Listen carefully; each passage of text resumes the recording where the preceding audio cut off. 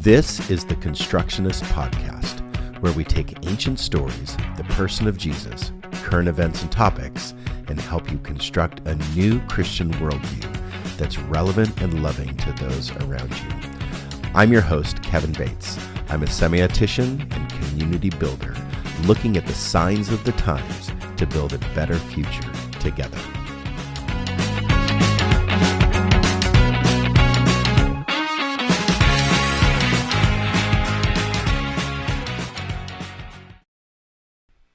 Good evening, everybody. You are tuned in to the Constructionist Podcast, and tonight we are continuing our 8-part series on the body, constructing a new you. So tonight's topic is habits and toxic behaviors, and we'll be discussing how our behaviors affect the body.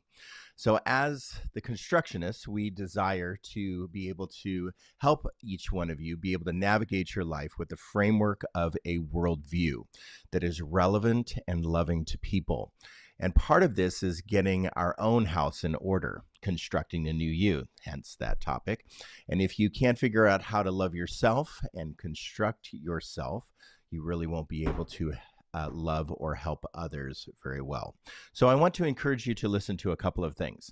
First, I want you to listen to the TED.com video this week, The Benefits of Not Being a Jerk to Yourself by Dan Harris. That's a very inspiring video.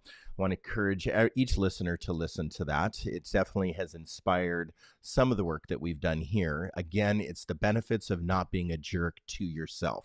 There's also another TED.com video that I'll make note of here later in the podcast that I want you to listen to as well.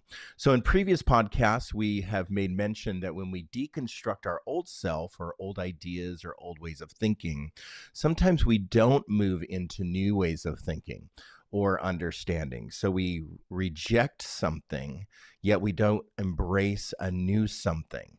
And so the old adage, I want to be so different than my old self that I end up exactly the same. That's not what we want to do. We don't want to end up exactly like our old self. We want to construct a new self. So as we deconstruct old ideas or deconstruct even our old selves or our old philosophies that we used to embrace, or our old habits or our old hang-ups, whatever it is, we need to learn to embrace a new idea or a new framework.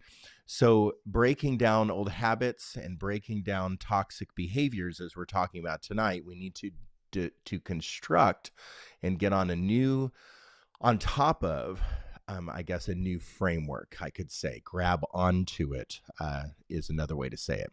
So this is our thinking space where we present new ideas, we present new thoughts. We are not experts in these fields by any means. And tonight we are making our best attempt to explain very practical ideas, practical thoughts and theologies and philosophies to live by. So this is an 8-part series. If you missed last week on goal setting and how that affects our bodies, I want to encourage you to listen up and get caught up there. So number 1 was goal setting. That was part 1. And tonight we're talking about habits and toxic behaviors. And next week we'll be just diving deep into self-image and the topic of beauty. Part 4 is fitness and nutrition. Part 5 is spiritual practice and meditation. 6 is healthy relationships. 7 is mental health. And 8 is an often neglected idea of rest. And we'll probably talk a little bit about sleep in there as well, sleep and rest. So I'm joined by Shreya Bonner and Jacob Flug. Thanks for joining me, both of you. And both of you have been along this journey right next to each one of these topics that we've dove deep into. And so I'm excited about what both of you have to say tonight on habits and toxic behaviors. Tonight, Shreya is going to talk about the habit forming exercise and how we actually can form, or a methodological approach to forming habits. And then Jake later on in the program is going to talk about the toxic behaviors that are hidden. We have some normal toxic behaviors that probably you're thinking of right now that, okay, if I only could quit drinking, smoking, and taking drugs, then I would live a healthy, happy life. Well, yes, Which probably. you would, yes. Yeah. Yes, probably. But those are the things that, lots of information, lots of recovery, overeating groups, addiction groups of all kinds. Those are the toxic behaviors that many of us have had. Many of us have had to overcome certain things in our lives, and I honor the overcoming. Yet tonight, we're going to reserve this space for the things that are hidden, maybe some foundational ideas that cause the others, maybe some foundational issues that are the catalyst for the bigger addictions that we might have had in our life. So we're going to talk about toxic behaviors that are possibly just an undercurrent of maybe some other issues for us. So you can support us financially if you want by going to resonatelife.org and going to the Give tab. You can give to us financially, but more important, how you can support us is by listening every week and interacting with us. We want to make sure that we are answering your questions. If you don't know the answer, we want to go find out some answers. We want to dig deep into helping others and loving others and practicing a worldview that's relevant and loving to you. So if you have questions all through the week, we watch the postings. People listen to this all throughout the following week. And so we watch for questions that are being asked through the week as well and respond to each and every one of those. So we want you to listen. We want you to interact. We want you to dive deep in the material yourself. These are just some introductory ideas. There's lots and lots of research on what we're especially talking about tonight. So together we'll get better. If you do we'll chat grow with together. us, we will answer your questions as well. Oh, absolutely. Absolutely. And through those questions, we get to grow together, learn together, listen to one another, and just be together in these times and beyond these times. All right. So let's talk about a little bit last week. Last week, I want to recap a little bit. Last week was about goal setting. And Jake, why don't you take a little bit about goal setting? What did we learn there last week? So I flipped through the show notes last week. Yes, let me do the same. I know what I talked about how sometimes we spiritualize goal setting to be anti what God would want because we need to be a participant, not the driver. And so it's always about God's call for my life or God's will for my life. Mm-hmm. I think that we just need to move forward and get things done and have pray along the way and make sure that we're in good standing with God, and then God's will would be good for us. What did you say, Sheree, last week? That God, the Holy Spirit acts in works ahead of time. Yeah. Works ahead of time. The Holy Spirit does act in the pre-work. So yeah, the Holy Spirit can act in calendaring and goal setting as well, right? Mm-hmm. Yes. Yeah, if your relationship is right, then your goals will be right as well. And that was my section of that. We talked about SMART goals, we talked about smarter goals. We talked about ABC goals, the science of goal setting, Andrew Huberman's podcast. We pointed you to that. I'm in the show notes. Andrew Huberman does a great job in the science of and the brain, the neurobiology of goal setting. We talked about the psychology of goal setting and goals being associated with our psyche and how that operates. Personal development, work, just all the work of goal setting and what that can do for us, how it's connected to success and be connected to spiritual success as well. And not to just set it on productivity or success or like wealth advancement or anything, but just making ourselves right, making ourselves to be open to change, to be open to grow. This podcast is about reconstructing because we are all in deconstruction and we all are challenging with things and challenge ideas. And that's the idea of liminality, the idea that once we go through a doorway, we go into a different frame of life. And if we have nowhere to land to, then we'll just be wandering. And so goals can guide us along the way as well. Goals are like those open doors where it's when doors are closed, it hurts. When doors are open, it's joy. but it sure is hell in the hallway. And so goals, getting through the Uh-huh. door, ha ha ha, getting through the door is like setting a goal and walking through the door. And sometimes we have to spend some time in the hallway, but we can intentionally move through those doors that are open for us. Some of us spent a lot of time in the hallways. No way, that's right. The Bible talks about the fivefold person: physical, our temple, our work is good works, social and relational, love your neighbor, children and spouse. Spiritual is the indwelling of the Holy Spirit. Mental, like what some authors have said, the renewal of the mind in the Bible. Yep. So that's the fivefold person. So honestly, goals can be set for that fivefold person. You are not a singular entity of person. You have definitely different personalities and I don't want to say categories, but spaces in yourself that need to be developed and can be neglected.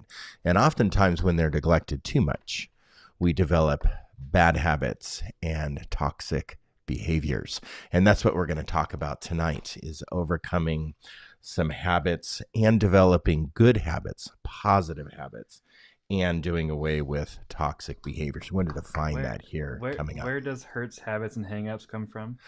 That comes from Saddleback Church, some of the authors of the recovery series down with Rick Warren's church in Saddleback. That came up with the hurts, habits, and hangups. That is some foundational ideas that springboard or platform for addiction, for toxic behaviors, for some bad habits. And so, yeah, that's where that comes from: the hurts, the habits, and the hangups. But we're going to talk a lot about positive habits tonight too, because we definitely know our bad habits. Sometimes we don't know how we got there, but habits can just form sometimes on their own. We have to be careful, though, that habits are not reflexes. Reflexes are different. Reflexes are something that you automatically do in your life. So reflexes can be more almost like biological or subconscious psychologically, where we react because somebody's going to swing, like something is swung at us and we dodge out of the way. It's kind of like the fight or flight. I'm just going to get out of the way of this. You're going to poke me in the eye. I'm going to shut my eye and cover my eye.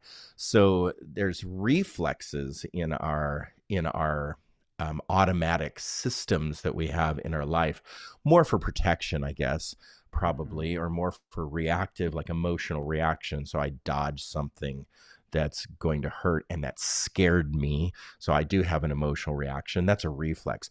But habits are much more, many times, conscious versus unconscious. You can develop unconscious habits, but many times they are conscious. And the challenge, though, with habits is they can be beneficial and they can be harmful. There's two forms of habits. They can be developed intentionally, sometimes unintentionally, sometimes unintentionally good, sometimes unintentionally bad, sometimes intentionally good, sometimes intentionally bad.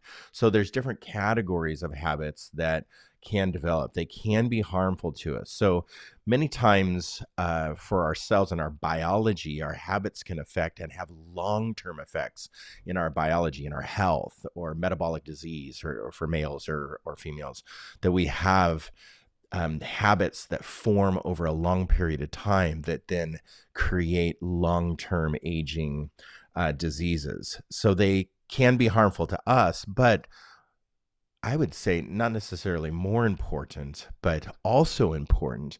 Habits can be harmful to others. Our habits can be harmful to those around us that we're to love and care for. So psychologically, that's how that manifests many times. So you have a behavioral pattern. I have a behavioral pattern in my life, and I take that out as a habit on somebody else, and they are the recipient of that. And that sometimes is what Al-Anon is all about. We're Al-Anon, we're the recipient of other people's toxic behavior, which becomes toxic to ourselves as well. And there's a cycle that we get into with that. Go ahead, Jake. What's up? Can you can you maybe delineate habit versus addiction? Hmm. Well, addiction has biological, psychological definition around it. I would say a habit is a behavior tool, subconscious or conscious. It can also be a behavioral weapon, subconscious and conscious. But a habit is more of a behavioral pattern versus an addiction has some physiological definition around it. So, for example, being addicted to methamphetamine, that has a psychological and physical connection where you really do need help overcoming. You need more than therapy, let's say, to overcome methamphetamine addiction. You need a doctor involved. Therapy is great. You need, excuse me, I never want to downplay therapy because I've been to lots of it in my life. So therapy and a doctor to overcome addiction. Let me be very clear about that. So does that give a little more definition? I don't have the wiki page definition of addiction over habit. I'm just trying to because we're dancing on the subject of addiction. Yeah. Well, do a quick look up. What's our definition of habit versus addiction? Go ahead, Trey. You can do a thought while I look it up. Okay.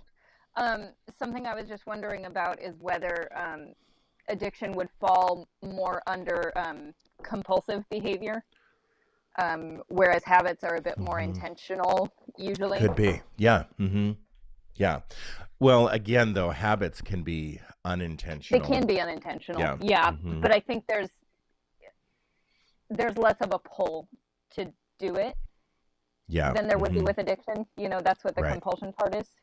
Right. Well, habits, the thing with habits, though, is they make up what we mostly do with our day. So habits actually consume a large percentage of our daily activity.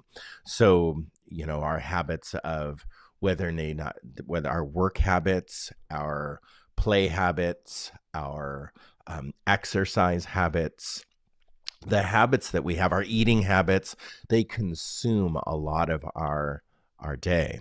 So I usually sit down for lunch. That's a half hour that I sit down for lunch and take a break for lunch. I exercise for a certain number, 4 days a week, a certain number of hours a day. I sometimes get in the bad habit of staying up too late at night and doom scrolling through my phone, which light then affects my sleep and affects my stress levels and such. So those are bad habits that I have. So habits consume a large portion of our day. So what's the definition, Jake, of habits versus addiction? Give it to us. I think it is definitely a struggle to delineate the both. Yeah. Mm-hmm. I think most of what I've seen is severity of action. That both are physiological, both are psychological, both can be harmful, but the severity of action is what determines an addiction versus a habit. Both are habitual.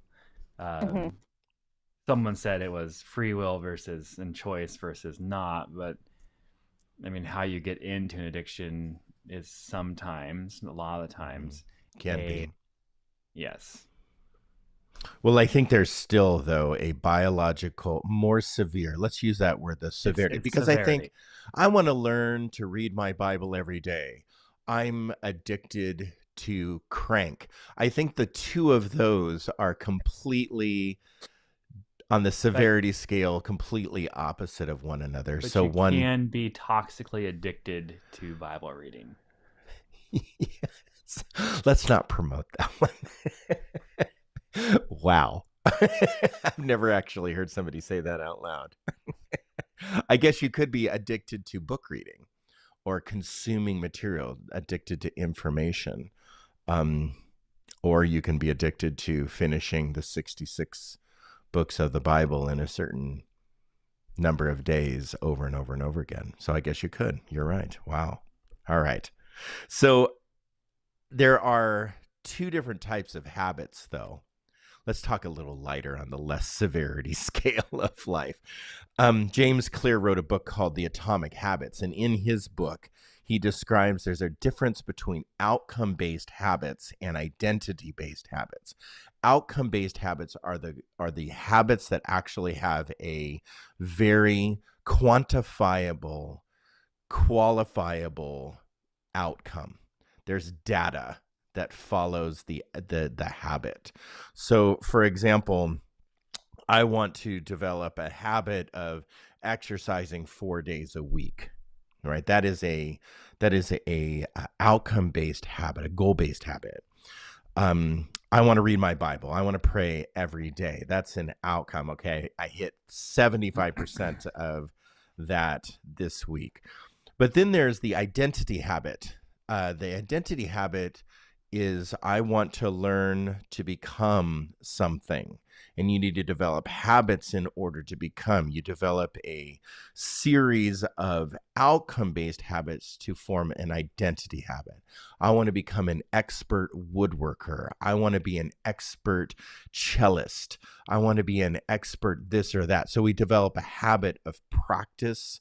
We develop a habit of learning. We develop a habit of performing. And so that is the identity habit. So in 2010, there was a person by the name of Lawley who published a study that how long does it take to develop a habit?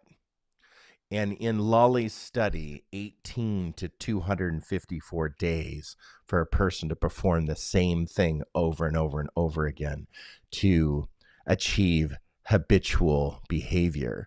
So it really depends on the person. The magical number of 21 days is yeah, it's, it takes some people. Yeah, it takes some people 21 days. It takes most of us more. And so they're lollygagging. Because they're lollygagging by Lawley's study. So depending on how your brain neuroplasticity and just how you are set up to learn, even your learning modality, your learning style, how you learn in life, definitely could hinder or help the number of days it takes you to develop a habit. Yeah. Can you say that range again?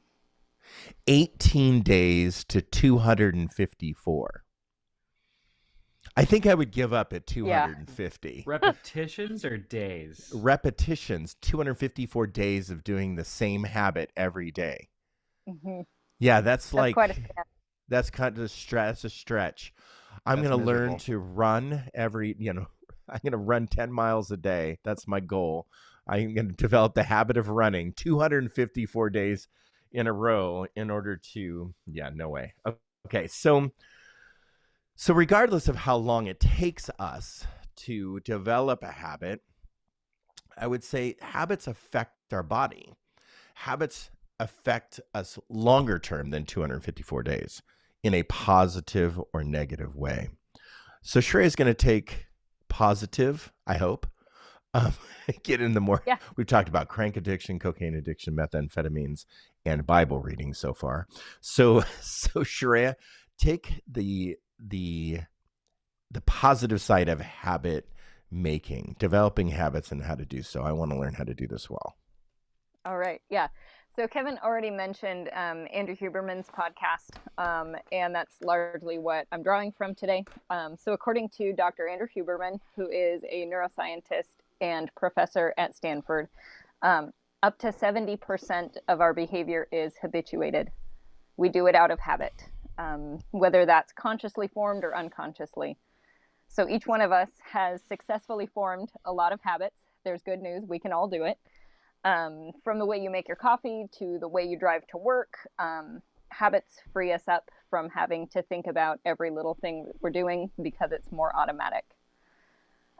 Habits are learned because of brain neuroplasticity. So our brains can change, and doing or thinking something repeatedly changes your brain.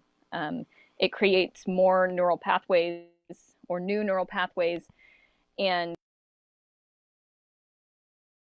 make certain additional changes more or less likely. So if we build neural pathways in the direction of healthy self-talk, we are more likely to also build new neural pathways towards other healthy choices and less likely to build neural pathways towards unhealthy choices because we've already set that foundation. Stop for a second there. All right.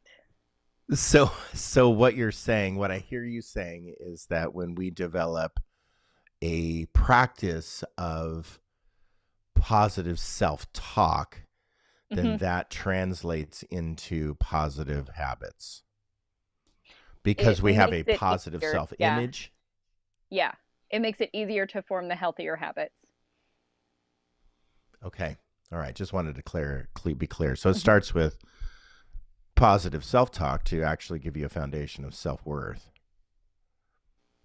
It could. That might be a Okay. good route to All take. right. Yeah. Okay. Yep. Mental state also matters a lot in habit formation. So being too alert slash anxious or being too calm slash tired are mental states that can thwart habit formation. So Huberman calls this limbic friction after the limbic system, which has to do Mhm. with our fight or flight response.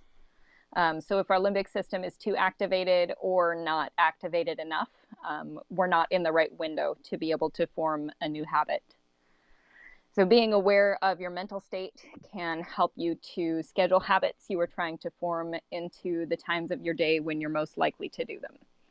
So, for example, I know that I am not likely to do anything that I don't want to do after 7:30 p.m. because my body tells me the day is almost over and I'm in my pajamas and it's time to chill. That's So, nice. I'm an old person. Um, so if I Oh, want to start come a habit, on. Come on. Positive self-talk there, Sharia. so if I want to start a habit that isn't related to bedtime routines, I have to do it earlier in the day because I just won't. Yeah. Mm-hmm. Um, Habit strength is also an important thing when we're looking at building habits. Yes, Kevin. I'll raise my hand this time instead of butting in. So basically what you're saying is that I need to know myself because if I am a well, I mean, are we morning people? Are we night people? I guess there's something to that a little bit, but um, I guess for okay, so let's take I know my male body, so I know that I'm gonna wake up in the morning, and I have a certain level of hormone in my body and a balance of hormone in my body that I'm gonna burn up through the day, Yeah, and just for simple scientific talk, and I know that if I exercise in the morning or early afternoon, I'm going to be much more successful than if I start my exercise routine at 7:30 at night. yeah, Maybe. Maybe, yeah. But yeah, so you're just knowing yourself. That's what you're advocating for. yeah. And we're Yeah. going to get it into the times of day a little bit more specifically in just a moment. But yeah, a good place to start is just knowing your own self and your own body and what you are more likely or less likely to do. Okay.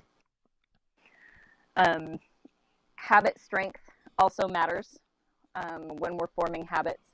And there are two factors that can determine how strong a habit is.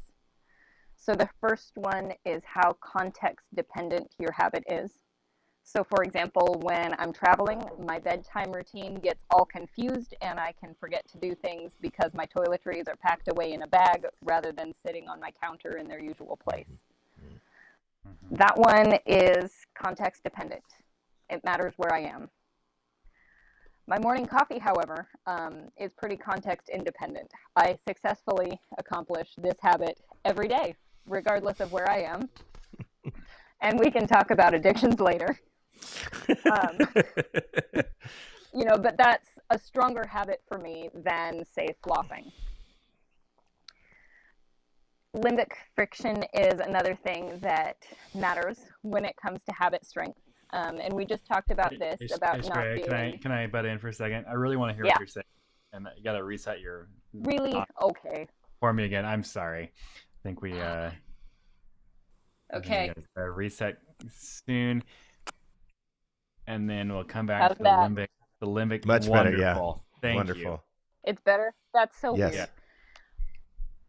Limbic friction also helps determine a habit's strength. And we just talked about this being either too stressed or too calm or tired to accomplish the habit. So once upon a time, Beth and I were housemates, And we decided at the beginning of the school year that we were going to get up and run before work. So for like 2 weeks, we did really great. We got up at 5:30 in the morning. We went for a run. We got ready for work. And then because it's Oregon, it started to rain, and we didn't want to get out of bed and run in the cold, in the dark, and the rain. So we're just laying in our beds texting each other about how we're too tired to get up and go for a run. It was both context. But were you still awake? Not for long. Okay. Keep going. I'm sorry. So Beth is now Jake's wife. So Jake Fluke's wife is now Bethany Fluke, who used to be your roommate back in the day when she wasn't married. Yeah. Okay. It was both context dependent. So the early morning rain was not a good context for us. But there was also too much limbic friction. It was first thing in the morning, and we did not want to get out of bed. So these are two factors, context dependence and limbic friction, that can tell you a habit's strength and how likely you are to maintain it as it is. Strong habits are the ones that are most likely to become automatic. Okay. Wow. So now we're going to get into how to actually form a habit. One scientifically proven way is to start a habit that sticks is to visualize every step of the process ahead of time, even just once. You're more likely to do something if you know how you're going to do it. So if I want to build a regular practice of yoga, I can visualize when in my day I'm going to be doing yoga. And from that moment, visualize what clothes I'll need to put on. Grabbing my yoga mat, grabbing my laptop if I'm going to watch a guided practice, taking those things into the room where I'm going to practice in, laying them out, pulling up the video, doing the practice, putting my things away. And by going through that process, I've started to change my brain to make that habit more likely to be performed. So if I visualize reading scripture every day, yeah, I'm more apt to read scripture every day. Yes. Okay. So I'm not saying that is to be funny, but just to simplify it for me, because negative self-talk, I'm a dummy. So if I visualize myself sitting in a chair with the Bible, reading, maybe you make your praying, favorite coffee in your favorite mug, and it's sitting there and beautiful next to your beautiful Bible. So my leather-bound onion skin. Exactly. Yeah.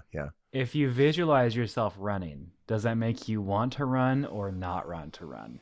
It definitely makes me not want to run. Interesting. Yeah, because I could say visualizing the pain of running doesn't make me want to run. No. Yeah. Okay. Nope.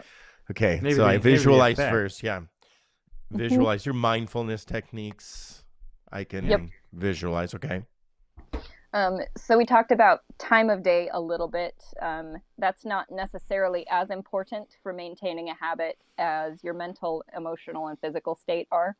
So it's less about doing yoga at 3 p.m. every day and more about if your daily routine is more or less the same each day, you'll generally feel the same way around 3 p.m. each day.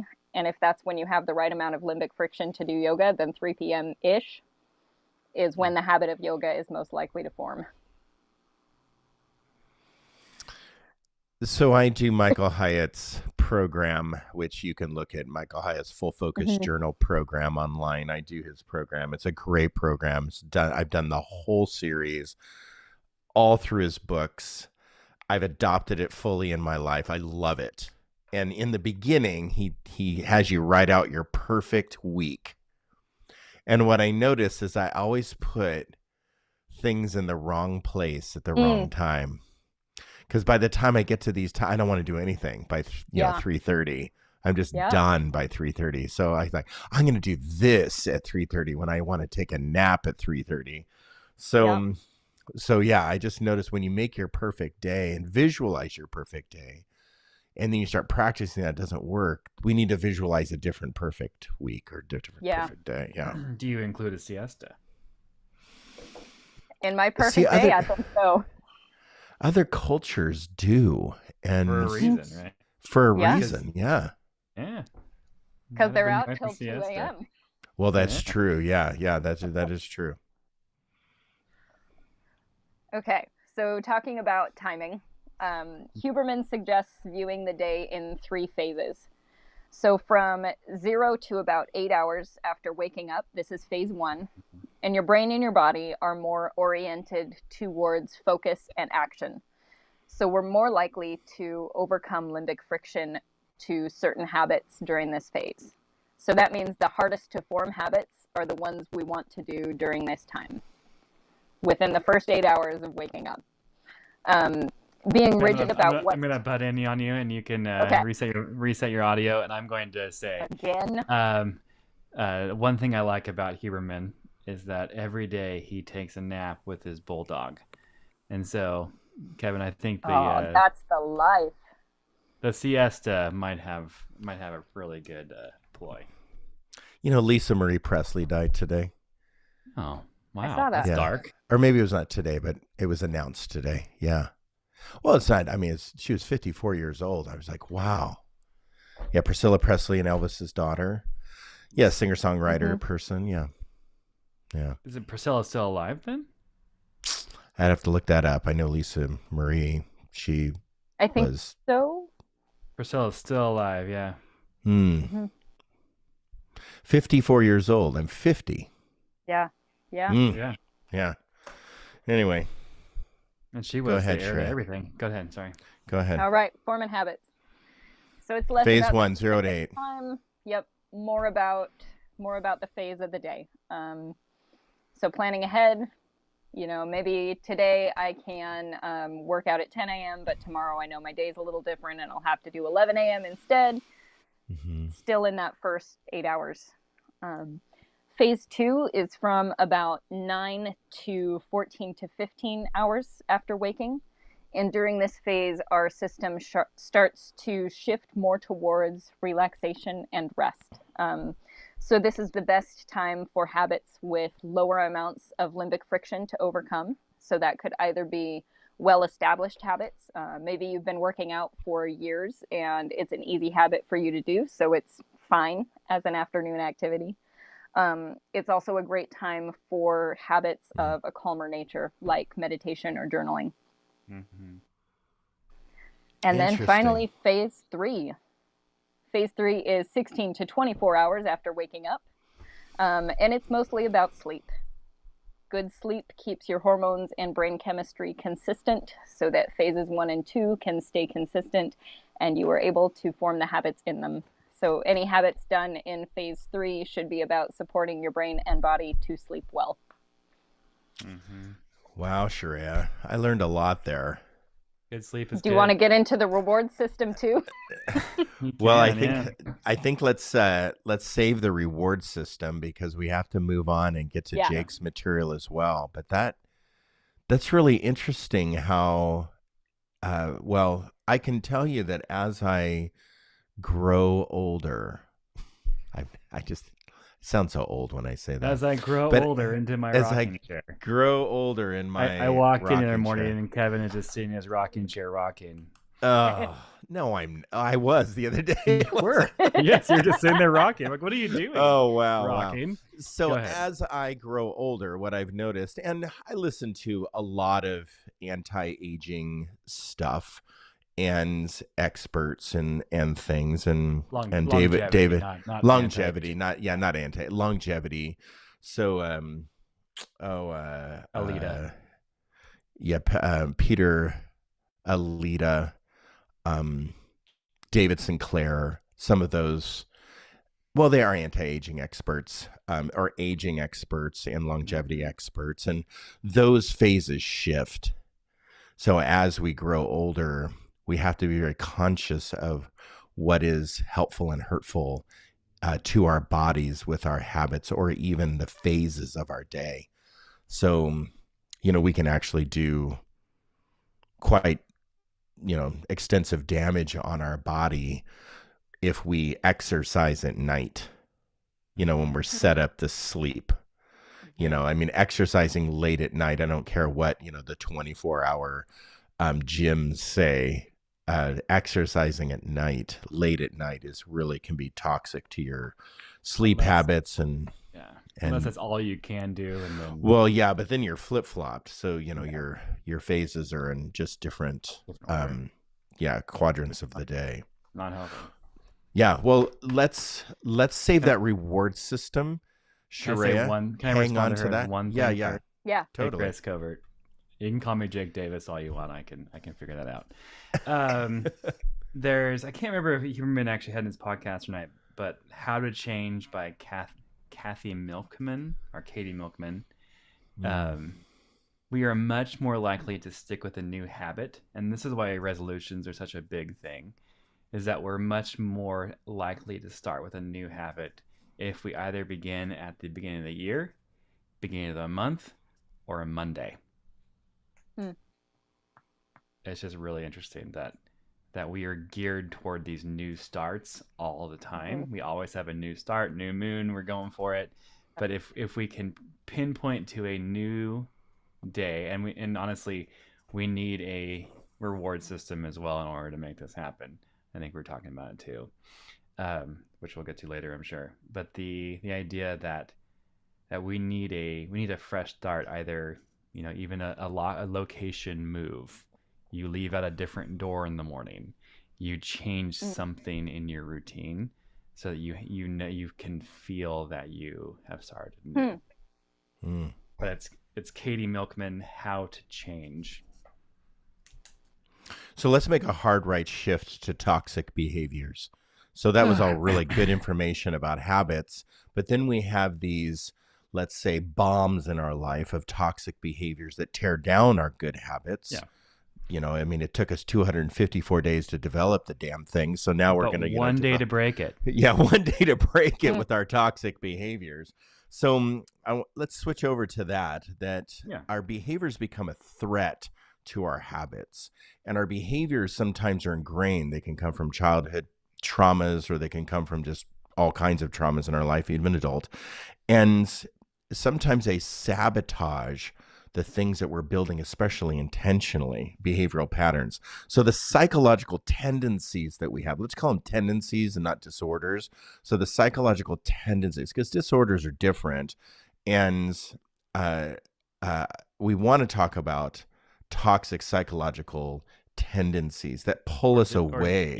Even dispositions. Yeah, dispositions or tendencies that we experience. It pulls us off of our goals. It pulls us off of our habits, and eventually can affect us psychologically long-term, physiologically long-term, physically, spiritually long-term. It affects us. So throw up that chart or that diagram, Rob, our tech expert that's behind the scenes. So if you look at this diagram, this is produced by Wholehearted, the school of counseling called Wholehearted.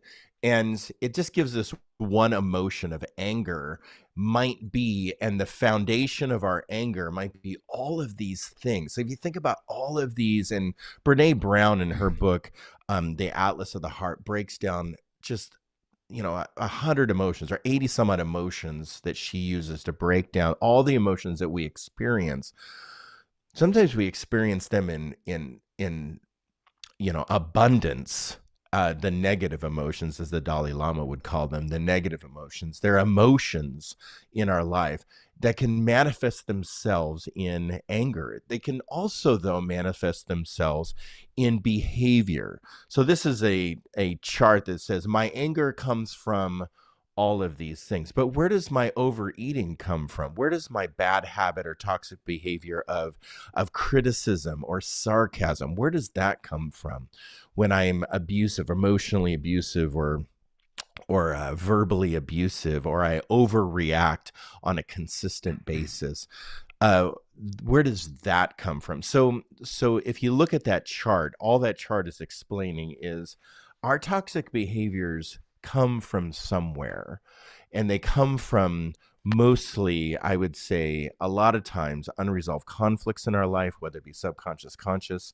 They come from unresolved issues, maybe things that we haven't processed through with a therapist or counselor.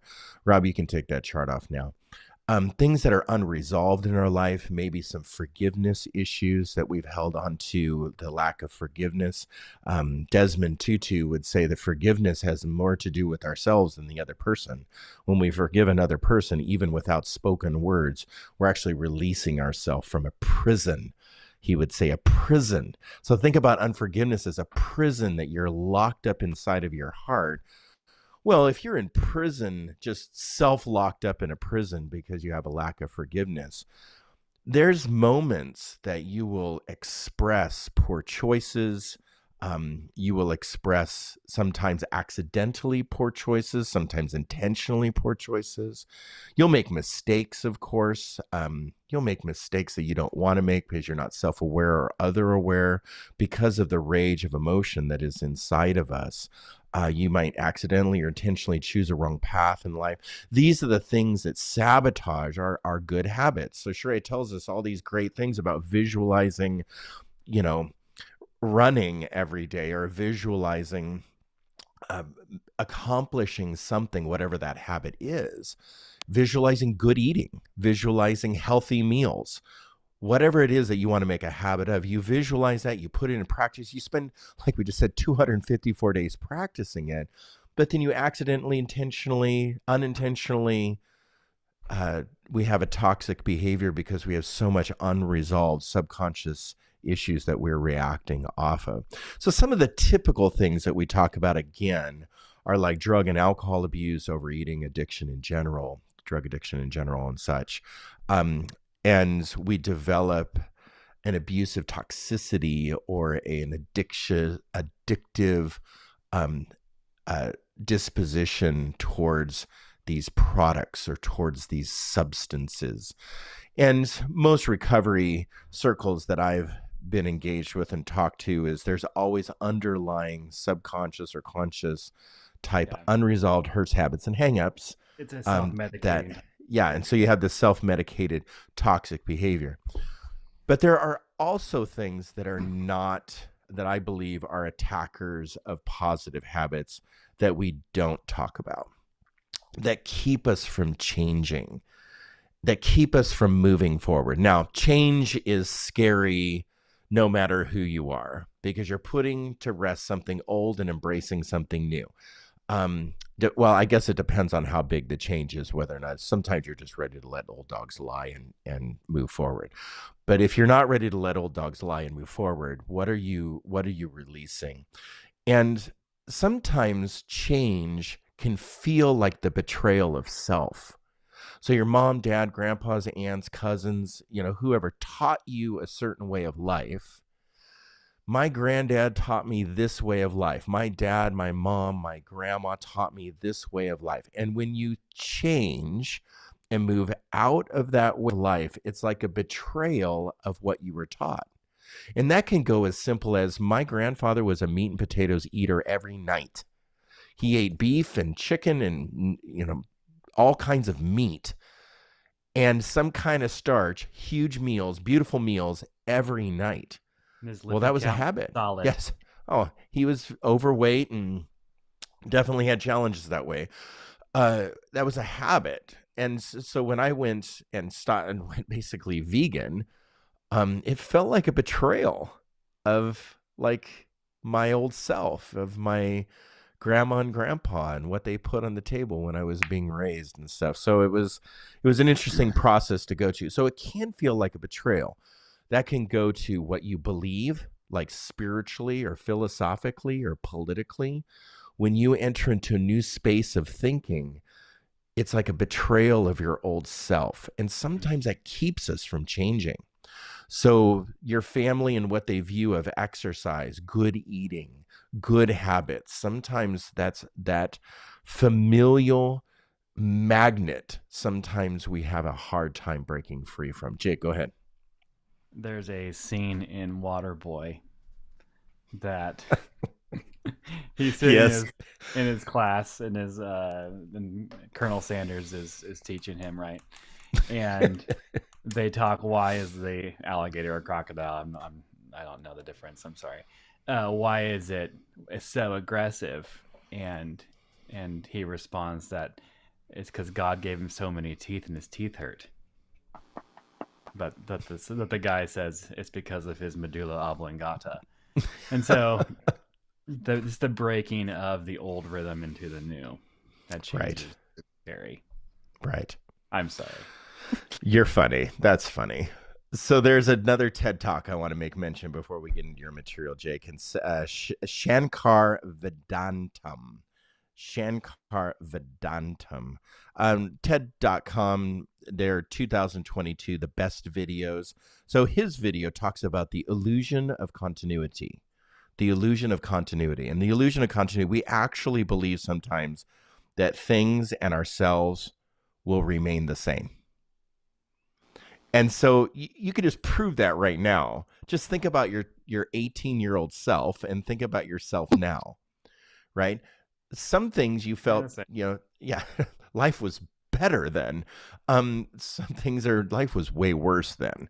But you evolved, you grew, you absorbed new information, you learned, you became wiser, you grabbed onto different kinds of mentors in your life that taught you whatever it was. You became something new. But when we get to a certain age, let's say my age, we begin to have an illusion of continuity, that my 70-year-old self is going to be the same as my 50-year-old self.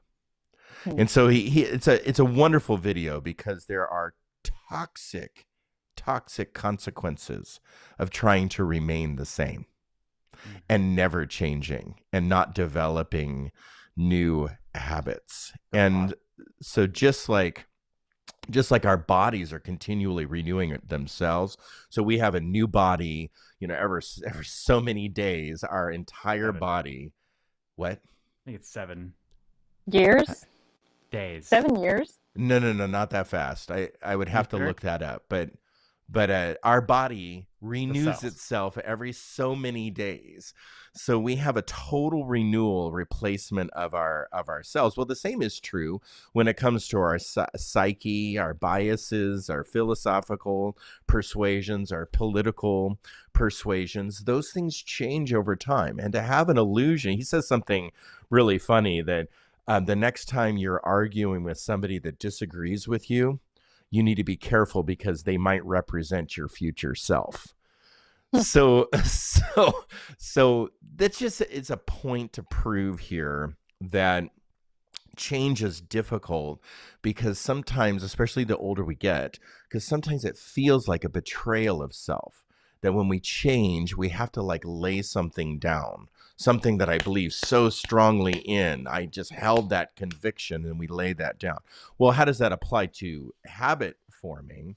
Well, I think that when we have current bad practices that we think we are okay and we think that we're just fine. Well, our 70-year-old self, we have to gear ourselves up for our 70-year-old self. So he talks a lot about visualizing what your future self might look like. Sharia, that's what you were talking about.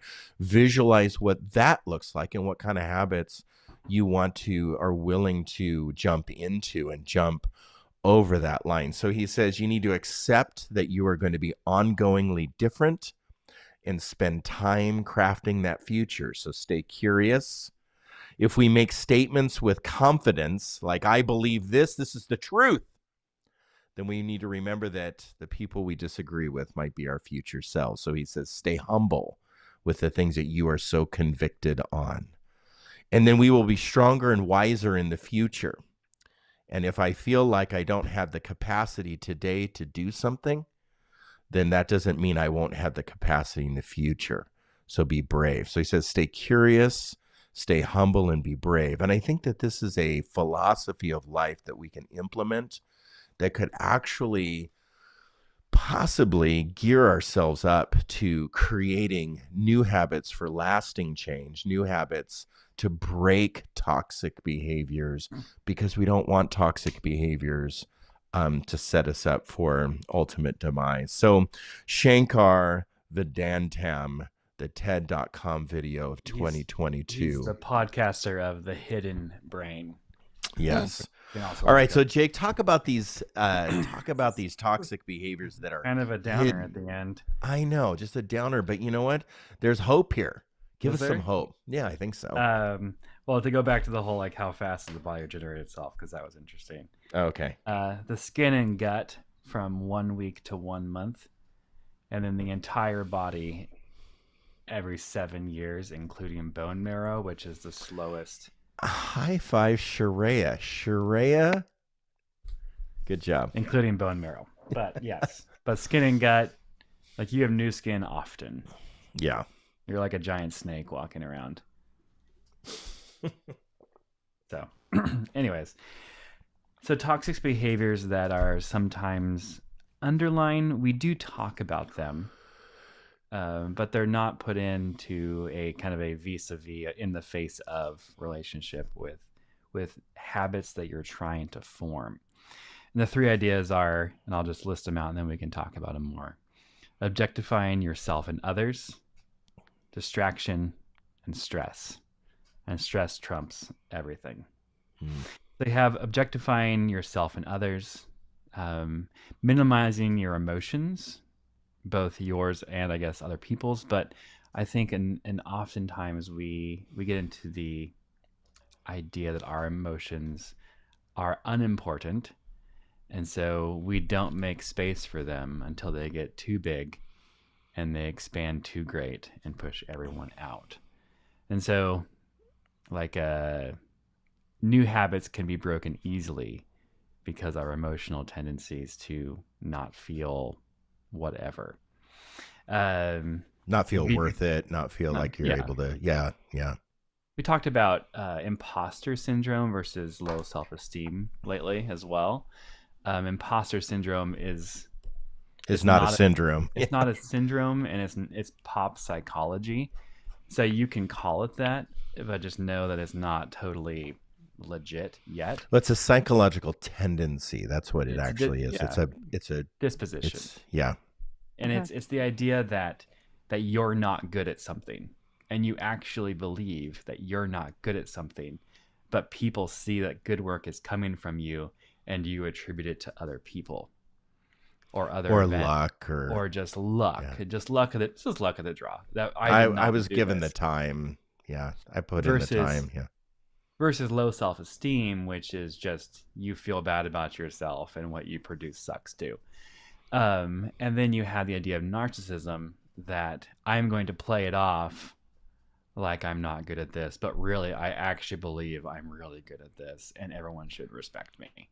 But I'm going to get more attention. That's to get more attention. To get more attention, I'm just going to play it off like I'm not a viable candidate for this position, this whatever, but I'm going to make people say I am, so it strokes my ego. Right? That's the difference between the common, like, the common cultural understanding of imposter syndrome is basically I don't feel worthy of this, but that's not what imposter syndrome is.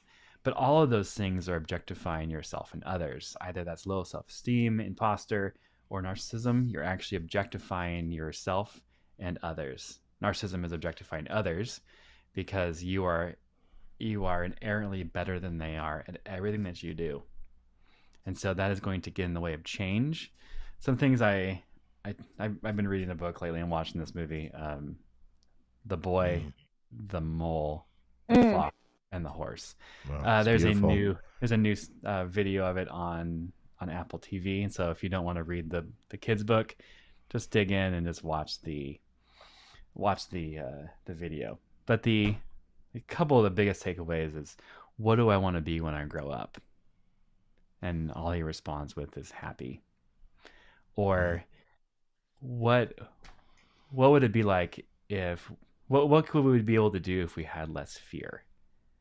And then also you have at the end the horse that actually can fly. I'm sorry if I ruined that for people, but he flies because he doesn't fly because it made other horses uncomfortable or jealous, and so he always held himself back. And so at that point, you're objectifying yourself, you're objectifying others, because honestly, it's like they may not have that perspective of you, and they do want you to fly and they do want you to succeed, but I'm going to think that I need to sit myself underneath them so I don't make them feel uncomfortable, that my emotions and myself cannot take up too much of the room. The basis of this is to love God and love others by loving yourself. And so the three greatest commands in the Bible: love yourself, love God, love others, and all are equal. And so if we move away from objectifying and move into love and a love position, you want to go now? You can talk now. Go ahead. Well, I just was going to interject to what you're You're fine. saying Go ahead. there Yeah. is whether you believe in God or not, like a good practice is to believe what you were created to be. And so believing what you were created to be is human. You were created to be a human being that lives and operates with other human beings in a relationship. So we were created to be human in relationship with others. Whether you believe that was just, caused by nothingness or that was caused by God, I think everyone on the planet just has such a difficult time, which is believing in what they were created to be. Yeah. Sheree, do you have anything you want to say? I do. Go ahead.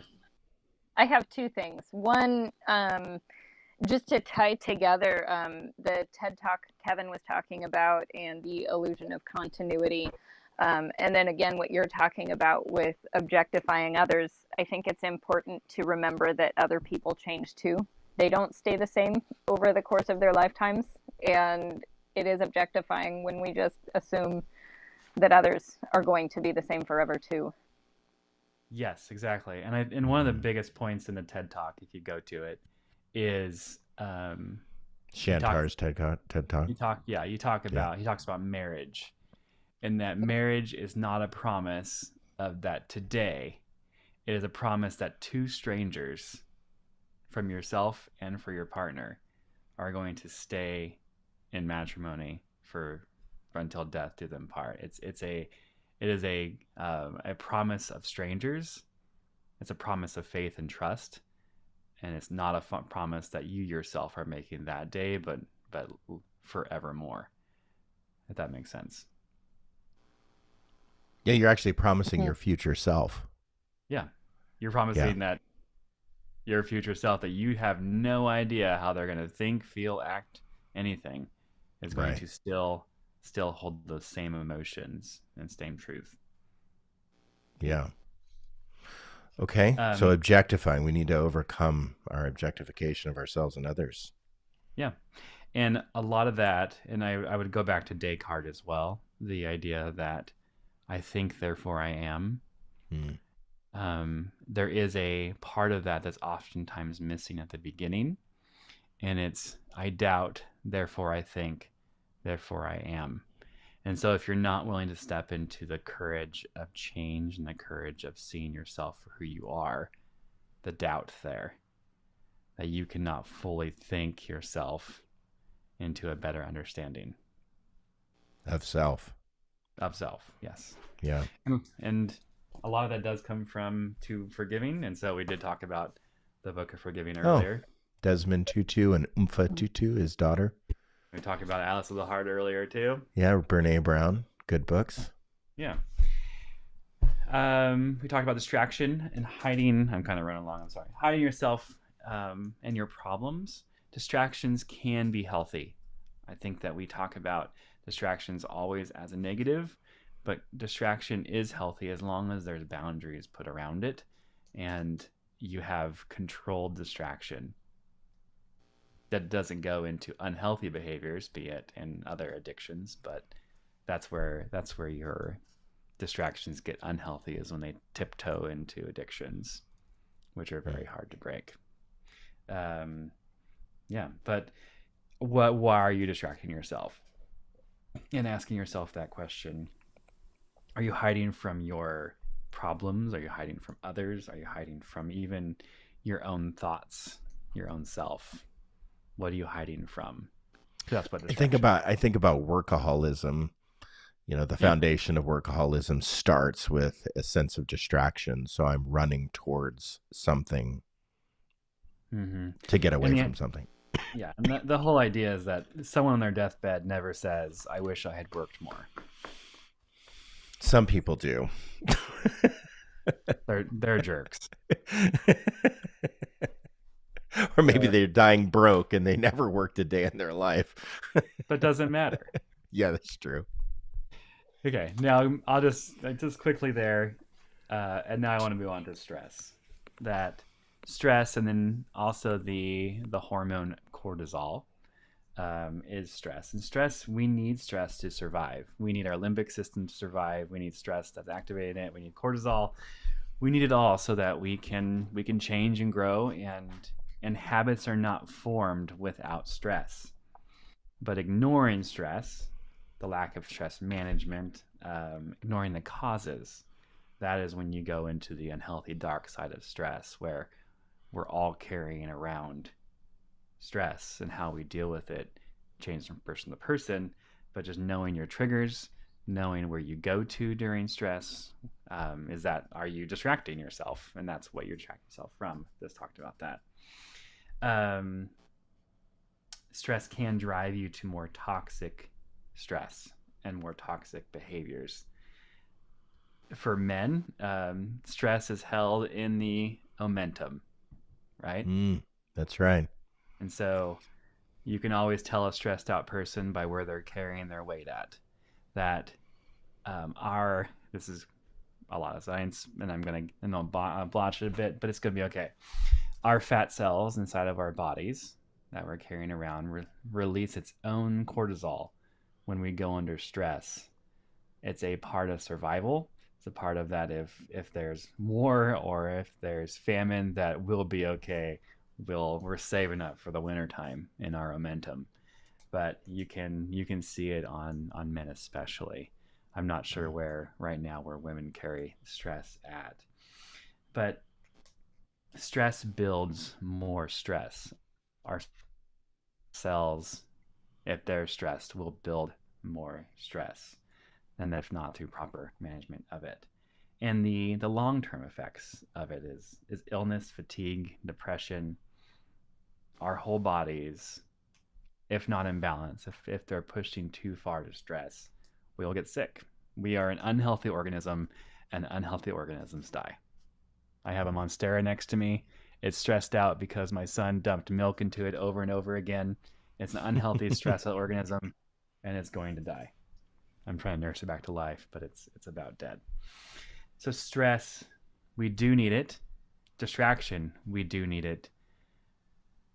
But when they cross over into addiction, into the bad side of habit, into the uncontrollable state, then it becomes different. Some ways to manage this. I talked about forgiveness earlier. Knowing your trauma, knowing your story, understanding your trauma trigger points, where things are touched that erupt emotion inside of you like none other. That is what you need to dig into, and that's through counseling, through reading, through having an open posture of change and learning. Huberman talks about the parasympathetic sigh. You breathe in as deep as you can, breathe in again, and then you release it slowly. And so you can physically slow your heart rate down. Have you ever had a cramp in your side while running? Mm-hmm. Oh, yes. That's not because of lack of air. That's because your liver is releasing cortisol. And so if you do the parasympathetic sigh while you're running, that your side cramp will go away.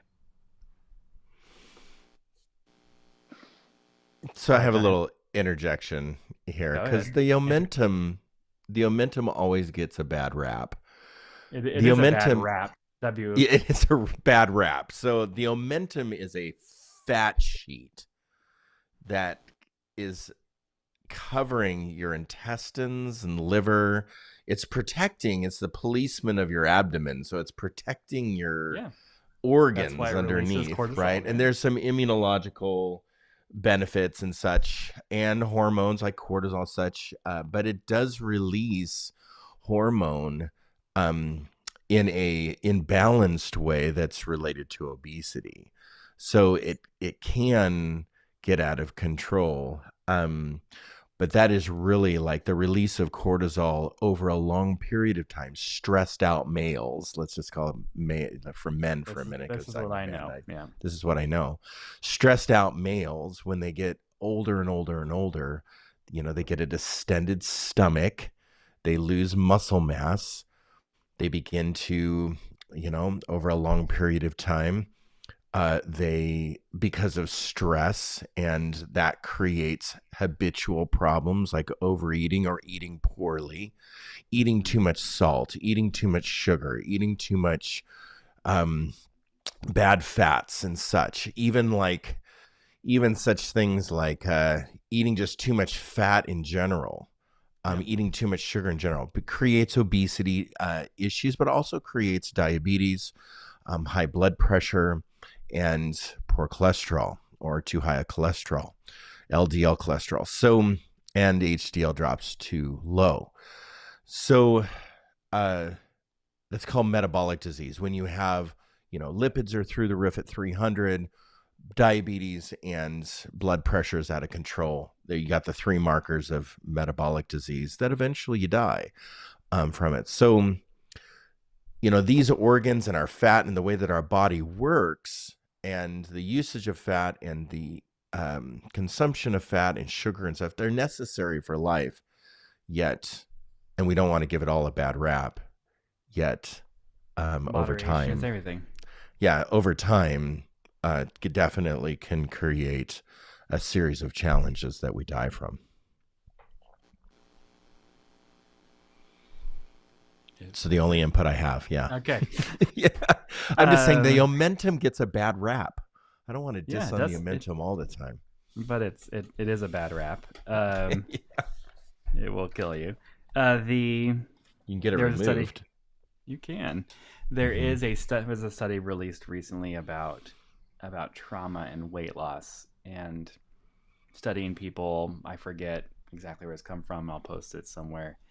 That you are more likely to gain everything back and more if your childhood trauma is not dealt with than if it is. I can attest to that with experience, yeah. So if you do not have your mental, emotional life whole, we talk synchronized to your even physical life, no matter what position you're in physically, you will never make the physical gains that you want to. And if you do make them for a short period of time, you're going to rebound real hard, because we are trauma-based people. Sometimes we can be. So I've heard visualizing positive thoughts to change my mind about self, dealing with emotional and psychological trauma of adult life, child life. So sometimes that inner child in us just feels beat to crap in our life. Yeah. And it just needs to get a hug every once in a while. So let's talk about that hug of the inner self. Sharia, why don't you end us on a few rewards? Because rewards will make habits stick better. I'm going to say that in that way. It'll make it stick better.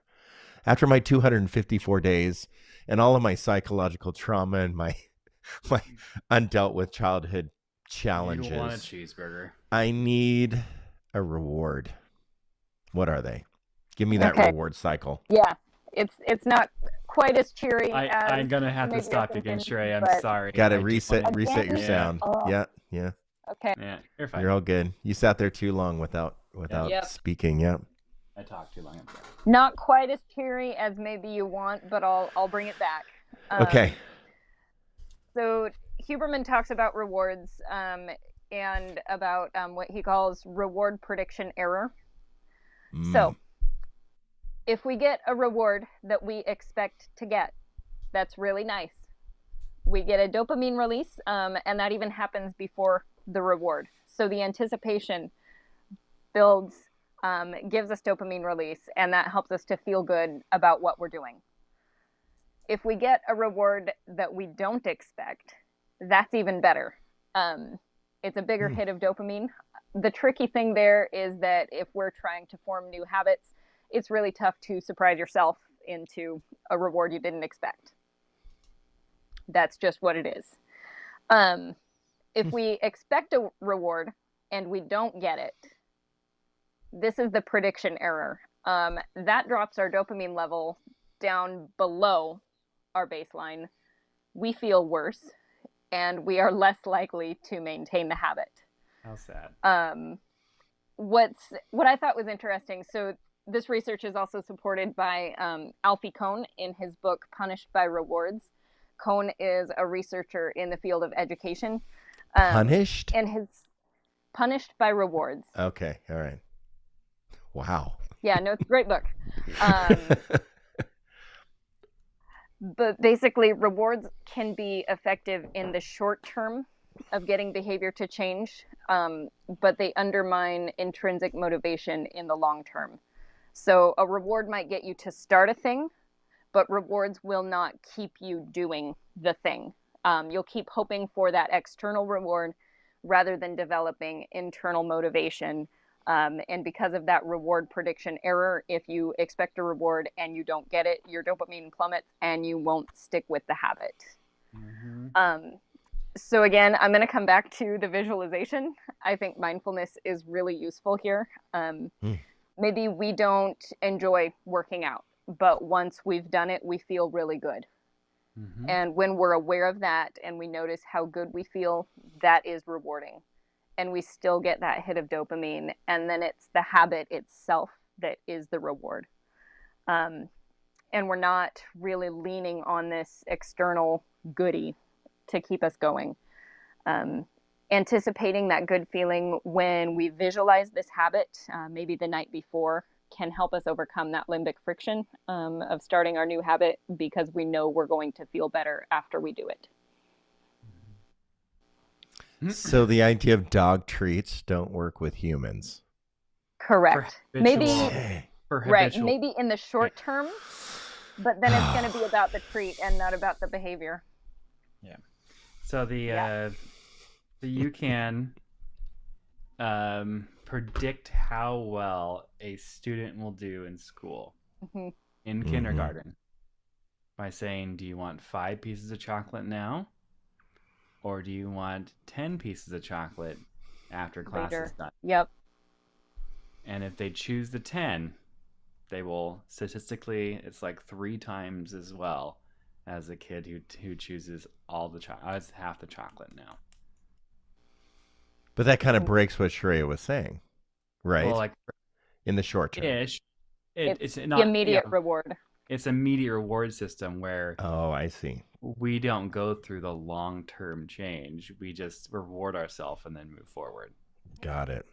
Because I'm willing to sell myself short and take half the chocolate, which I would have. And so what I also heard you say, though, is statistically, or maybe not statistically, scientifically, it's proven that if I don't know the reward, then I'm apt to be charged to finish or charged to develop the habit if I don't know the word. Statistically, that plays out better scientifically. Like best case scenario is you don't know you're going to get a reward and you do. Yeah, like you hold my reward cards and I finish something and Shreya says, "Yay, Kevin, good job." Yeah. Yeah. Interesting. Okay. That's the best option, but it's really hard to sustain. Yeah. Right. In the book How to Change, she does address reward-based systems and how they backfire easily. And I think that's what Shreya is saying is that rewards can really bite you in the butt eventually when they don't meet your dopamine expectation. Yeah. And so this is for habitual change. I don't think this is for progress goals. I think those are different than Right. goals. Yeah. I think progress goals are definitely geared towards reward-based systems, but habitual change needs to be more intrinsically motivated. Mm-hmm. Trained in our body. That's that 254 days, like trained in my life, cleaning up the undercurrent that's pulling like a magnet me back to my bad habit. I'm trying to create new habits. So that takes a long time. Yeah. And you should have the inner drive to do that, or it won't hold. Yeah. This is why cheat days don't work. Cheat days don't work. If you want to eat healthy, you have to eat healthy. You have to eat healthy. Just grab the dark leafy greens and buckle it down and do it, right? And get some Gas X, because it's going to be a rough ride. All right. Well, hey, thanks for the great discussion tonight. Mm-hmm. I really have learned some things and excited to implement phase 1, 2, and 3, especially. Sharayah, do you have any closing thoughts for us? I do. Can I read us a poem as a benediction? Please, yes. If you change your audio. If I reset my audio again. Okay. Yes. Yeah. I was thinking about this poem as Jake was talking about objectifying others and yourself. Wonderful. This is called Our Deepest Fear. Our Deepest Fear by Marianne Williamson. Our deepest fear is not that we are inadequate. Our deepest fear is that we are powerful beyond measure. It is our light, not our darkness, that most frightens us. We ask ourselves, who am I to be brilliant, gorgeous, talented, fabulous? Actually, who are you not to be? You are a child of God. Your playing small does not serve the world. There's nothing enlightened about shrinking so that other people won't feel secure around you. We are all meant to shine, as children do. We were born to make manifest the glory of God that is within us.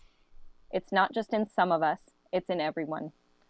And as we let our own light shine, we unconsciously give other people permission to do the same. As we're liberated from our own fear, our presence automatically liberates others. Wow. I'm just going to end on that. Thanks, Jake and Sharayah, for joining and participating and developing the thoughts tonight. Good night, everybody. Have a wonderful evening. And you can interact with us all through the week if you want to. No one by just going to what their habit was they wanted to develop this year. They were all too afraid of the last section. Well, comment on that later, and we will comment back. Let's make this an iterative discussion all week if we want, and share your habits with us. Be bravely vulnerable. Habits that you want to develop. Let's keep the other habits. You can share those personally offline. yeah, habits that you want to share, that you want to develop, or break down and share with those offline if you want. But yeah, be blessed, and good night, everybody. Thanks for joining us.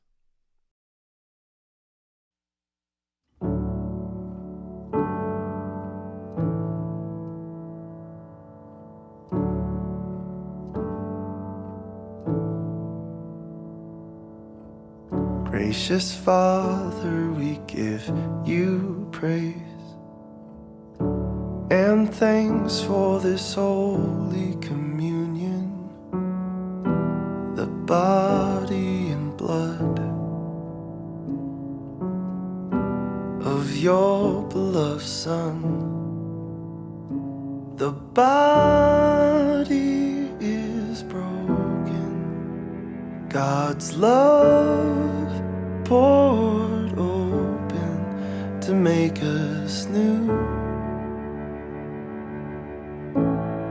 Lord, make us new.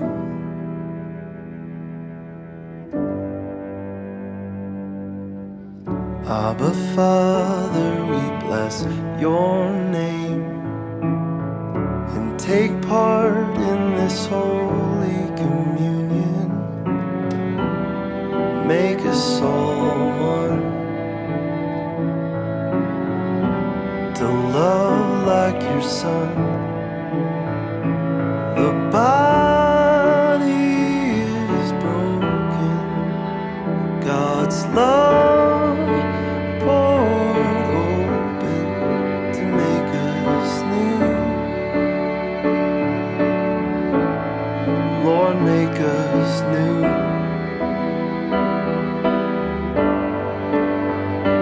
The body is broken, God's love poured open to make us new. Lord, make us new.